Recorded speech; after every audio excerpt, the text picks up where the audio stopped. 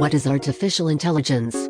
Considering the evolution and intellect of a human being, it is easier to understand the AI with human comparison. In AI, we can program the machines to execute the task that human mind could possibly do, such as communicating, visualizing and listening. Visualizing and listening acts as an input for a human mind. Similarly, AI needs input in the form of data which is processed via screen, mic, and camera.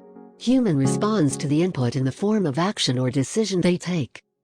Similarly, AI executes the tasks that are coded in the algorithm and then embedded in the OS of the device. For AI, Python has become the preferred programming language, which acts as a platform to write code as an input and execute the code to achieve the desired output. We all use AI. The most common examples of AI are Sophia, the first robot citizen of Hong Kong, Amazon's Alexa, and Siri, which is a virtual assistant developed by Apple.